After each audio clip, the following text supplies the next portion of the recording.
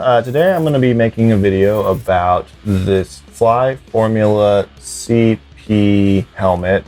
This is the 2022 version. We have made a chin mount for GoPros and other action cameras, as well as lights for this helmet. Fly has made the Formula helmet for a bunch of different years, and each year they make it a little bit different, even though they look exactly the same. These are the biggest telltales about the differences between these Formula helmets is these side bends here. This mount was made as just a slight variation of the Fly Formula CC helmet. We make custom mounts specific for each individual helmet. And you can tell, like with this mount, it is very, very custom to this helmet. It's not going to fit any other mount, even the other Fly Formula CC or CP helmets. We've set the distance from the helmet to these mounting forks far enough so that you can get the perfect tip back angle for your riding. So what we've done is we make it so that you can get a parallel view with the top of the eye port here, where when you put your camera on, the camera is parallel with the terrain that you're riding over when you're standing on the bike. So here you can see it with the camera mounted up. You can see the tip back angle, right? It's parallel with the top of the eye port. Another thing that we've done is we've reversed the screw direction. So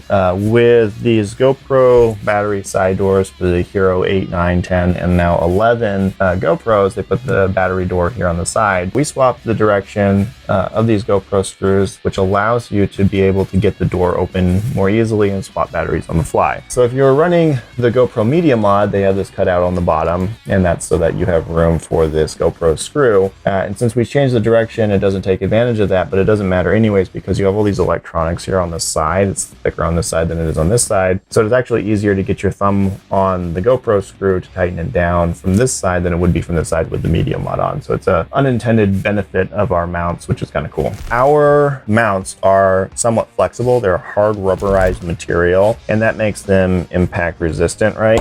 Like, you can't break these. We have smashed these with sledgehammers. We have driven them over with trucks, and these are just like solid. You're not going to crash in this and break it and not break your neck. You don't have to worry about it breaking on impact. That being said, they are mounted to the helmet with this 3M mounting tape, same mounting tape that GoPro uses on their sticky foot mounts. If you want to replace this, you can buy new mounting tape that's custom cut for the individual mount on our website. We have that listed there. The one thing that you want to remember is that we use Gorilla Clear Grip glue that you can buy basically at any hardware store to glue the tape to the mount. So if you're going to go and replace the tape, you just want to use that glue in between the mount and the tape. So I wanted to point out real quick that you can also mount one of these lights to it. These Oxbow lights are really nice. They're like 2100 lumens. They're super bright. They're super low weight. It's like 2 ounces, and it allows you to keep the battery weight off of the helmet. You can mount these upright, or what you can do is you can buy one of our light mounts. If you're doing night riding, this is really nice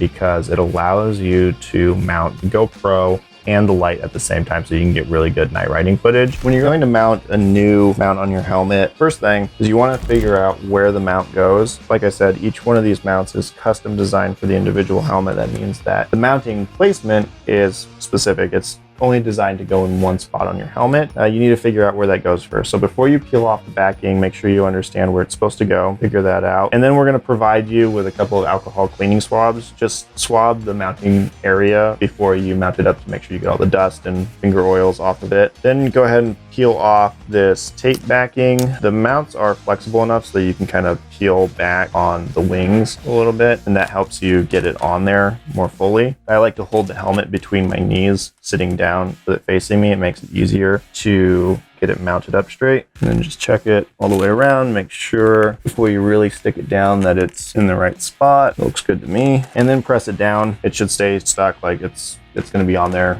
for as long as you want it to be. They are removable without damaging the helmet, but the tape is basically one-time use. So if you want to take it off for any reason, just go to our website and grab an extra replacement tape, and when you swap that, it should be good to go. Here is the light mount without the light on it. So you can see that here. You can put the light on, you can put the GoPro on. If you really wanted an insane amount of light mounted to your helmet, you can mount 2 of these lights. I like to keep it mounted parallel with the GoPro. I find that gives you the best kind of point of view, since this GoPro is usually pointed where you're looking anyways, and it gives the camera the best kind of footage that you can get for night riding. It's also about letting you see easier at night. You'll be able to see into the corners better as you're turning. It gives you a second perspective of light over the terrain that you're riding over. So the light on the bike is going to be parallel with the horizon, and it's going to leave a lot of dark spots in the trail. And this is going to be shining kind of down on the terrain, which is going to fill in those dark spots and allow you to kind of more fully see what you're riding over, which is really nice. The light is fully adjustable. You can basically point it straight down when you're standing, or you can point it basically straight up. We had basically tried every other chin mount that there was on the market. We also tried every other mounting position, like to the side of the helmet, to the top of the helmet. Mounting it to the chin bar works the best. It gives you the lowest possible perspective on the terrain while still being mounted onto your head. So you get that first person point of view. You get to see what the rider's seeing. It looks like this perspective that you're seeing when you're riding on the bike, as opposed to it being on top of your head and looking down on the terrain. It makes everything look flat. Don't really get to see the size of the terrain that you're riding over, how big the obstacle was. It also keeps it centered with your point of view, as opposed to it being mounted to the side of the helmet, where you kind of get that off-center feel. Another cool thing is that it is right in front of your mouth, so if you are talking to the camera at all, it's going to have better audio pickup. Wait, and there was oil leaking out of here. Where? Here? Wasn't there? When you punched it? Yeah, I punched it here. And that did it again just now, huh? Yeah. It's just better protection for your GoPro. So as opposed to it being mounted to the top of the helmet or the side of the helmet where it might get snagged off by a branch, the camera, when it's mounted right in front of your face, is going to be the most protected spot that you can mount it to the helmet. Even if you go face first into the dirt, you're most likely to turn your head to the side, and it's probably not going to smash your camera. So I think that chin mounting is really the best place to mount your camera. It's just going to keep it secure, and it's going to give you the best footage. And the last thing I want to talk about is what's in the box. You're going to get the light mount or the regular mount, just depending on which one you buy. These alcohol cleaning swabs. You're going to get a screw, and you're going to get a myriad of different stickers. So you're going to get a podcast sticker. You're going to get our original Wannabes sticker, and this is a cool sticker that Kale's daughter made. And we have our Wannabes product support card. It has mounting instructions. It also has our warranty information. So if for any reason you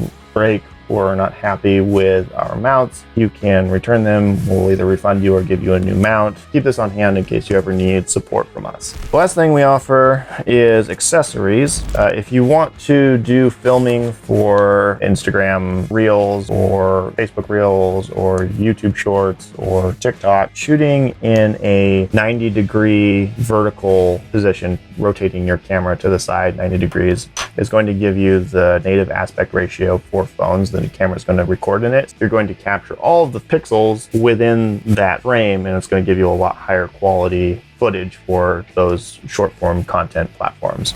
This is also going to come with 2 screws, but it's sold separately. We also sell a replacement lens for the GoPro Hero 9, 10, and 11. If you catch a rock to the GoPro lens or something like that and it cracks it, you can replace it on the side of the trail. And lastly, we sell these GoPro side doors. If you're not using a media mod and you want to charge externally, you'll need one of these doors to keep the dust out and keep your battery in, that allows you to plug in a USB-C cable to your GoPro. It allows you to charge your GoPro externally. If you like the videos that we're putting out, aside from all of these helmet mount videos, we also have a podcast that we do where we interview top enduro racers in the sport and other people in the enduro sport. So check that out. Check out our Instagram page where you can check out footage of these mounts in action. Subscribe to our channel. I think that's everything. Thanks for watching.